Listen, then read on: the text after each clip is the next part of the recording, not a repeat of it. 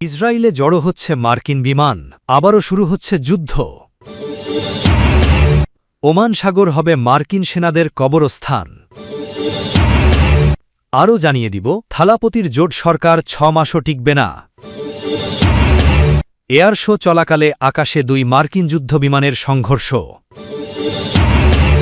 বিশ্ববাজারে তেলের দাম 2 সপ্তাহের মধ্যে সর্বোচ্চ। সংযুক্ত আরব আমিরাতের বারাকা পারমাণবিক বিদ্যুৎ কেন্দ্রে ড্রোন হামলার ঘটনার পর বিশ্ববাজারে তেলের দাম 2 সপ্তাহের মধ্যে সর্বোচ্চ পর্যায়ে পৌঁছেছে। একই সঙ্গে ইরানকে ঘিরে যুক্তরাষ্ট্রের সম্ভাব্য সামরিক পদক্ষেপের আশঙ্কায় জ্বালানি বাজারে নতুন উদ্বেগ তৈরি হয়েছে। আসসালামু আলাইকুম, আপনারা এতক্ষণ শুনছেন সংবাদ শিরোনাম, এখন বিস্তারিত। তার আগে অনুরোধ থাকবে, ভিডিওতে লাইক দিন এবং ভিডিও সম্পর্কে আপনার গুরুত্বপূর্ণ মতামত কমেন্ট করে জানিয়ে দিন। ইসরায়েলে জড়ো হচ্ছে মার্কিন বিমান, আবারও শুরু হচ্ছে যুদ্ধ। জার্মানিতে থাকা মার্কিন বিমান ঘাঁটি থেকে অস্ত্র ও গোলাবারুদ বহনকারী কয়েক ডজন বিমান ইসরায়েলে নেমেছে। দখলদার দেশটির গণমাধ্যম চ্যানেল 13 জানিয়েছে, গত 24 ঘণ্টায় এসব মার্কিন কার্গো বিমান তেল আবিবে অবতরণ করেছে। প্রতিবেদনে বলা হয়েছে, এসব সামরিক সরঞ্জাম ইরানের বিরুদ্ধে সম্ভাব্য যুদ্ধ পুনরায় শুরুর প্রস্তুতি হিসাবে আনা হয়েছে বলে ধারণা। তবে কী ধরনের অস্ত্র এবং কয়টি যুদ্ধবিমান এসেছে তা জানায়নি চ্যানেল 13। ইসরায়েলের প্রতিরক্ষা মন্ত্রণালয় জানিয়েছে, যুক্তরাষ্ট্র ও জার্মানি থেকে সামরিক সরঞ্জামবাহী একাধিক কার্গো বিমান দেশটিতে পৌঁছেছে, যা সেনাবাহিনীর অপারেশনাল প্রস্তুতির জোরদারে ব্যবহৃত হবে। এদিকে ইরানের সময় ফুরিয়ে যাচ্ছে বলে ঘোষণা দিয়ে রেখেছে ডোনাল্ড ট্রাম্প। তেহরানও যুদ্ধ আবারও শুরু হতে পারে বলে প্রস্তুত হয়ে আছে। ওমান সাগর হবে মার্কিন সেনাদের কবরস্থান। হরমুজ প্রণালী বন্ধ রাখার ক্ষোভে ইরানের বন্দরগুলোয় অবরোধ দিয়ে রেখেছে যুক্তরাষ্ট্র। বিষয়টি মোটেও ভালোভাবে নিচ্ছে না তেহরান সরকার। দেশটির এক্সপিডিয়েন্সি কাউন্সিলের সদস্য ও সাবেক আইআরজিসি কমান্ডার মোহসিন রেজাই কড়া হুমকি ছুড়ে রেখেছেন। কাতার ভিত্তিক গণমাধ্যম আল জাজিরার প্রতিবেদনে বলা হয়েছে, ইরানের রাষ্ট্রীয় টেলিভিশনে দেওয়া বক্তব্যের রেজাই যুক্তরাষ্ট্রের নৌ অবরোধকে যুদ্ধের পদক্ষেপ হিসেবে আখ্যা দেন।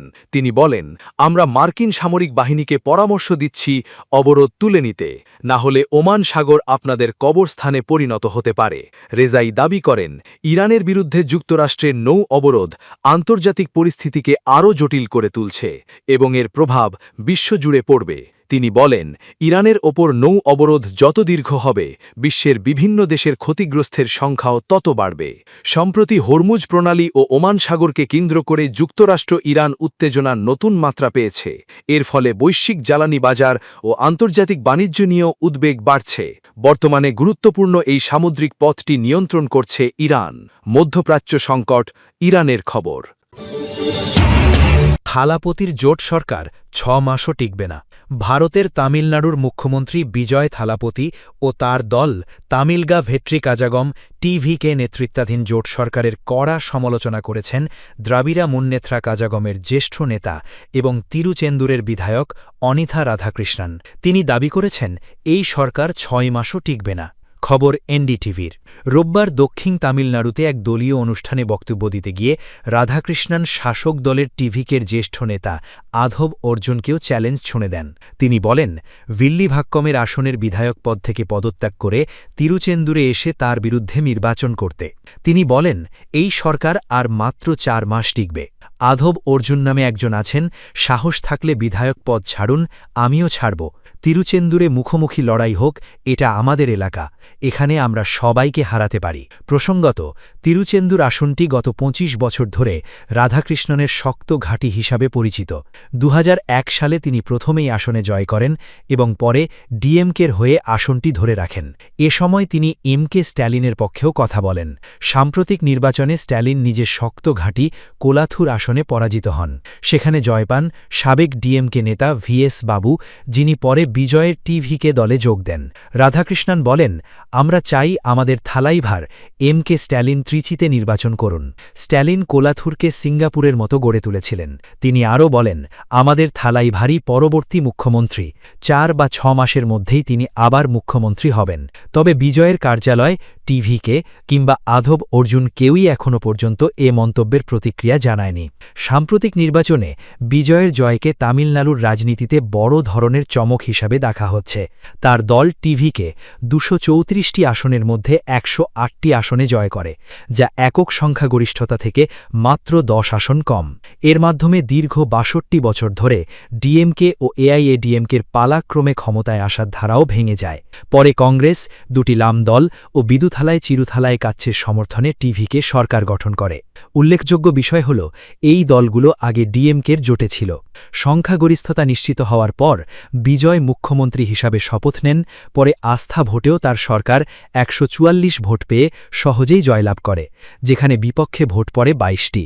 এরপর থেকেই ডিএমকে সরকার পরিচালনা, নিয়োগ ও প্রশাসনিক বিভিন্ন সিদ্ধান্ত নিয়ে টিভিকে সরকারের সমালোচনা করে আসছে। তবে ক্ষমতাসীন দল এসব অভিযোগ উড়িয়ে দিয়ে বলছে, তাদের সরকার পুরোপুরি স্থিতিশীল। যুক্তরাষ্ট্রের আইডাহো অঙ্গরাজ্যে একটি এয়ার শো চলাকালীন মাঝ আকাশে ২ যুদ্ধবিমানের সংঘর্ষের ঘটনা ঘটেছে। এতে যুদ্ধবিমান দুটি মাটিতে বিধ্বস্ত হলেও ভেতরে থাকা ৪ ক্রু প্যারাশুটের মাধ্যমে নিরাপদে অবতরণ করতে সক্ষম হয়েছেন। স্থানীয় সময় রোববার ১৭ মে দুপুরে আইডাহোর মাউন্টেন হোম এয়ারফোর্স বেসের কাছে আয়োজিত গানফাইটার স্কাইজ এয়ার শো চলাকালীন এই দুর্ঘটনা ঘটে। ঘটনাস্থলটি বিমানঘাটির থেকে প্রায় ২ মাইল উত্তর-পশ্চিমে অবস্থিত। খবর বিবিসি। মার্কিন নৌবাহিনীর মুখপাত্র জানিয়েছেন, আকাশে মহড়া প্রদর্শনের সময় যুক্তরাষ্ট্রের নৌবাহিনীর দুটি EA-18J যুদ্ধবিমানের সংঘর্ষ হয়। ঘটনার পরপরই ৪ জন ক্রু সদস্য জরুরি বহির্গমন বা ইজেক্ট করতে সক্ষম হন। পরে তাদের প্যারাশুটে নিরাপদে নিচে নামতে দেখা যায়। কর্মকর্তারা জানিয়েছেন, ৪ জনই বর্তমানে স্বাভাবিক রয়েছেন, তাদের স্বাস্থ্য পরীক্ষা ও চিকিৎসা চলছে।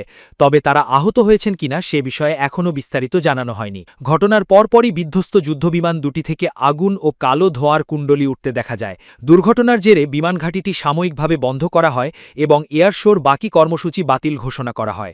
মার্কিন প্রশান্ত মহাসাগরীয় নৌবাহিনীর মুখপাত্র কমান্ডার অ্যামেলিয়া উমায়াম জানান, দুর্ঘটনায় জড়িত ৪ জন বিমানচালক ওয়াশিংটনের হুইটবি আইল্যান্ড ভিত্তিক ইলেকট্রনিক অ্যাট্যাক স্কোয়াড্রন VAQ-১২৯-এর সদস্য ছিলেন।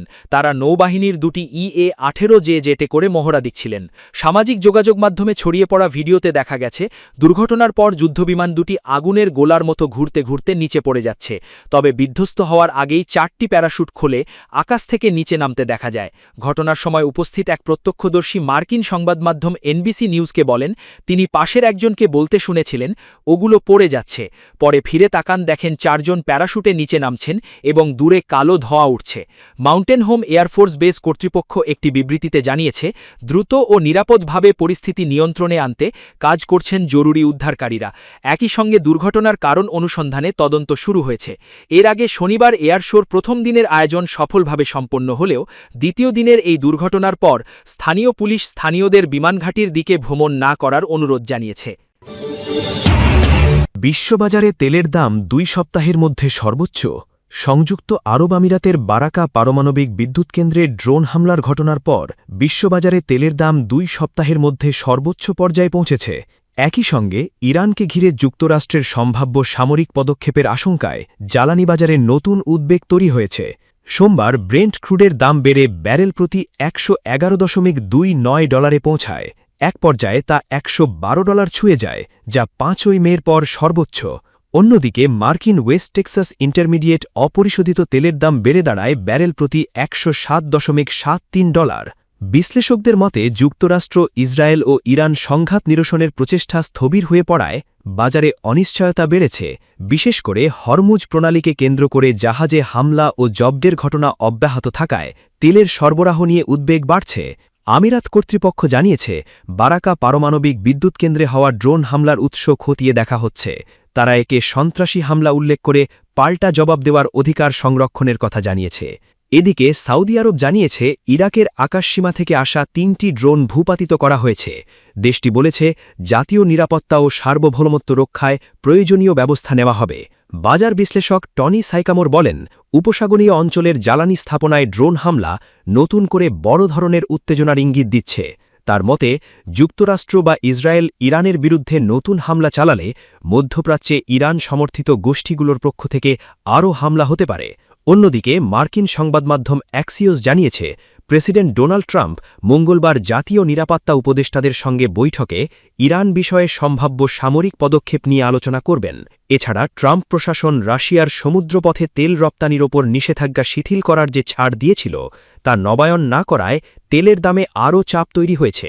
এর ফলে ভারতসহ কয়েকটি দেশ রাশিয়ার তেল আমদানিতে নতুন জটিলতার মুখে পড়তে পারে। সূত্র রয়টার্স।